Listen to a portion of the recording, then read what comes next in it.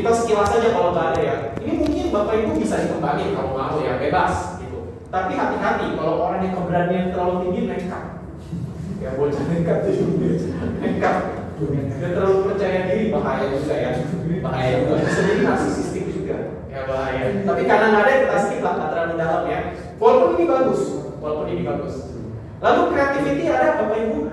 Creativity ini biasanya creativity apresiasi kalau digabung soal seniman sejati. Ya kreativitas. Memikirkan cara-cara baru. Bedanya apa nih dengan yang pertama? Kalau pertama kan seni, dia seni. Kalau creativity nggak harus seni. Lebih ke arah menemukan cara baru. Mentok cara barunya apa nih?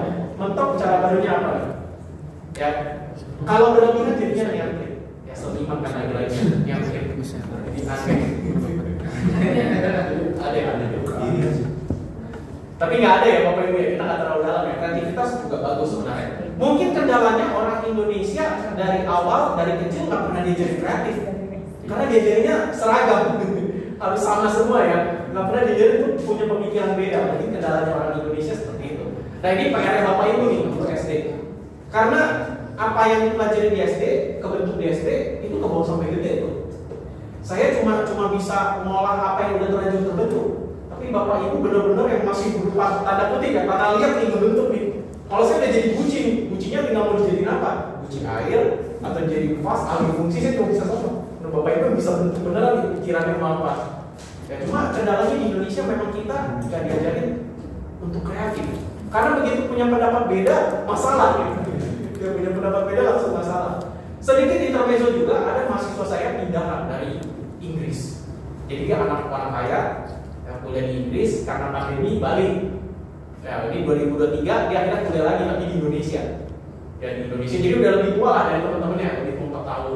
Dia kuliah di Indonesia, dia ujian dia stres, dia cerita ke saya. Dia panggil saya Sir, karena kan di sana ya Sir, saya stres loh kuliah di Indonesia loh. Kenapa lebih susah? Saya kira lebih susah loh, karena dia standar kita tinggi ya. Mahasiswa Inggris aja kamu di Indonesia. Kirain gitu, kira-kira. Enggak, saya stres. Kenapa jawaban kita semua mesti sama? Kenapa mesti sama? Saya punya pendapat beda, langsung jelek nilai saya. Wah, saya suka pikiran ini. Ya jadi dia kasih lihat contohnya kalau lagi ujian di sana. Ternyata ujian dia di sana dia ngambil jurusan bisnis kalau di sana. Kalau di sini belajar bisnis kita mesti seragam nih. Ya seragam sama-sama lokasi apa, kalau dia enggak, ternyata diminta untuk mengkritik malah. Ya coba cari pendekatan baru. Semua orang bilang lokasi itu penting. Coba kamu bikin argumen bahwa lokasi itu nggak penting. Sosmed jawabannya. Nah itu jadi pemikiran baru kan. Jadi nggak apa-apa lokasinya jelek, yang penting sosmednya ngejangkau semua orang. Yang penting orang tahu bisa datang. Jadi dia mematahkan. Di sini nggak bisa, saya mesti setuju. Padahal saya beda pendapat. Nilai saya jelek semua. Wah, iya juga ya. Iya juga ya. Kasian juga ya. Ujiannya boleh nggak saya bikin esai pendapat yang disertai dengan bukti juga ada landasannya. Wah di sini nggak bisa. Di sini kalau kayak gitu teman kamu yang hancur nilainya. Teman kamu yang nggak sesuatu anak Indonesia nggak bisa. Anak Indonesia nggak bisa. Coba buktikan misalnya ya. Atau bukan buktikan, coba kamu bantah gitu. Bantah atau gimana caranya kamu bisa begini. Nggak kepikiran anak Indonesia. Mereka akan buka buku salinin di buku. Ya, karena dilatihnya begitu. Jadi ini bagaimana Bapak Ibu bisa menerapkan kreativitas di kelas. Mungkin pelajaran seperti bahasa lebih bisa ya. Bahasa Indonesia, Inggris, Mandarin, kesenian pasti ya, kesenian. Mungkin yang agak sulit matematika, bagaimana di kreatif itu. Pendekatan lain mungkin, ya pendekatan lain itu bagaimana. Ya ini jadi PR. Curiosity ada Bapak Ibu, rasa ingin tahu yang kuat. Rasa ingin tahu, kekuatannya justru ingin mencari tahu. Nah kebetulan saya punya kekuatan di sini, selalu mencari tahu. Ya kalau kelebihan jadi kepo ya. Jadi saya agak nyerempet kepo sebenarnya. Keinginan untuk belajar banyak hal. Ya dan ini ternyata berguna di saya. Karena saya suka psikologi, saya juga suka sejarah, saya juga suka budaya. Jadi ketika mengajar saya bisa masukin konteks budaya. Dan ternyata bagi mahasiswa itu menarik. Ya, gangguan psikologis, kesurupan itu cuma ada di Indonesia. Nggak ada di barat. Ada barat kesurupan, tapi beda. Kesurupan barat dan Indonesia beda. Kalau nonton film horor udah jelas beda. Kesurupan orang Indonesia itu jadi harimau ya, faun.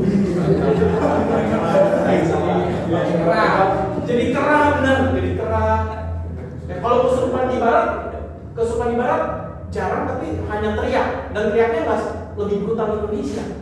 Nah itu ada hubungan budayanya sebenarnya. Kenapa kesurupan lebih sering terjadi di Indonesia itu saya cari tahu karena saya orangnya penasaran.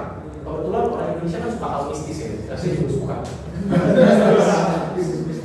Saya pernah dalam level yang ekstrim, saya sendirian pergi ke Cirebon karena dulu Cirebon mistisnya banyak. Saya ke keraton-keratonnya, benar saya kenalan sama orang Solo, diajakin ke sumur-sumur.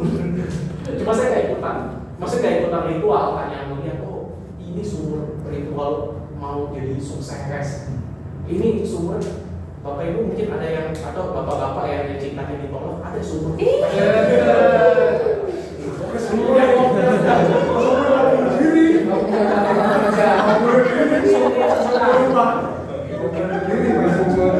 Saya diajarin, tapi saya nggak ikutan ya, karena hanya murni penasaran. Jadi ternyata katanya kalau mau tengah malam, saya Indonesia, tengah malam mandi di sana, lalu pakaian kita dilepas di sana, sertai foto orang yang dipakai lagi. Katanya gitu katanya ya. Yang benar atau enggak saya nggak tahu.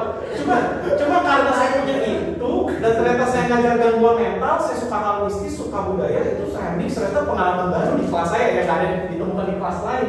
Yang ngomongin kesurupan, psikologi kesurupan. Ya kita psikologi kesurupan. Kenapa Indonesia kalau kesurupan itu lebih teriak, ya teriak di lantai di lantai ya gitulah ya pokoknya ya. Kalau di Barat kesurupannya jarang ada, tapi kalau kita ngomong kesurupan mereka di rumah diem, jadi pendiam kesurupannya. Kenapa kok beda ya? Oh ternyata faktor budaya Bapak Ibu. Di Indonesia karena kita nggak terbiasa mengungkapkan sesuatu, semua harus pendem ya. Oh, kenapa kesurupan di Indonesia mendekati UM semua? Kalau googling zaman dulu ya. Kalau zaman sekarang mungkin UN udah nggak serem. Waktu saya SMP 2003, 2002 itu kan UN serem. Bener-bener kalau UN nggak lulus beneran ya. Kalau zaman sekarang kan masih nilai guru masuk. Kalau zaman dulu UN nggak lulus, walaupun lulus pintar beneran nggak lulus. Dan kejadian di sekolah saya, ya ranking 10 besar nggak lulus UN, nggak lulus SMA. Kejadian tuh. Jadi itu dulu serem. Nah kenapa di zaman dulu kesurupan itu jadinya di UN tuh? Siswa-siswi SMA X kesurupan massal. Ya karena ternyata orang Indonesia terbiasa memendam. Kan kita diajarin nggak boleh ungkapin. Ya kalau beda mesti dipendam. Kok bapak ibu guru saya berdiri dipendam aja? Kok teman saya berdiri dipendam? Kok stres belajar ya dipendam kan? Karena kalau ngomong bapak ibu saya stres, tahu diri dong, udah dibayarin. Dan itu kan pertanyaan dipendam. Nah menjelang UN itu biasanya stres siswa lagi puncak-puncaknya zaman dulu. Sekarang karena udah lebih longgar ya. Itu stres lagi puncak-puncaknya, mereka nggak bisa ungkapin. Kalau ungkapin malah makin stres, jadi diomelin, dipendam. Suatu saat dipendam itu udah nggak bisa udah nggak muat lagi, meledak harus diungkapin. Tapi kalau diungkapinnya pakai ngomong stres saya, makin diomelin. Akhirnya secara bawah sadar itu proses bawah sadar akhirnya kehilangan kendali atas diri. Jadilah teriak-teriak tuh biasanya. Dengan teriak-teriak, dengan nangis-nangis tanpa sebab, orang mau perhatiin. Di Indonesia kalau kita bilang aku stres, gak ada yang perhatiin. Tapi kalau kita nangis di pinggir jalan, banyak yang nanya kenapa deh. Itu proses budaya yang tersimpan di bawah sadar. Akhirnya udah gak kuat di kelas, teriak nangis, gurunya diam. Guru gak ngomel kan kalau kayak gitu kan. Kamu gak tahu diri di kelas nangis, gak ada. Tapi kalau saya stres, kamu diri ya. Akhirnya gurunya perhatiin.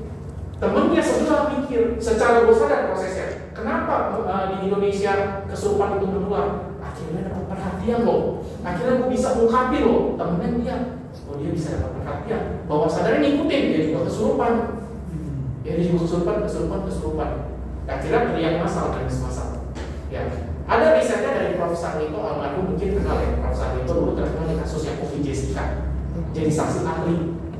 Di psikolog yang saksi ahli Prof. Sarlito itu punya riset di daerah-daerah ternyata kesurupan itu sering terjadi ketika mendekati bayar uang sekolah. Itu kan lagi-lagi luapan emosi yang nggak bisa diungkapkan kan muncul dalam bentuk kesurupan karena nggak boleh ngomong, semuanya mesti dipendam. Nah kesurupannya orang Indonesia heboh menular. Di Barat kesurupannya duduk diam di dalam rumah bengong. Kalau nonton film Barat gitu, di bengong gini. Kenapa? Karena justru di Amerika kalau jadi pendiam itu aneh. Sedangkan orang punya keinginan kadang juga pengen me time. Sedangkan di Amerika kita harus ekspresif, tapi juga capek. Nah, kesurupannya modelnya begitu, itu budaya. Kalau saya suka budaya, suka mistis, suka psikologi,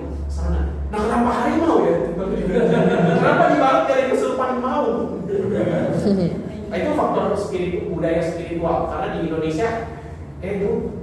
Jadi Bapak sendiri sebenarnya percaya atau tidak kesurupan itu benar ada atau enggak?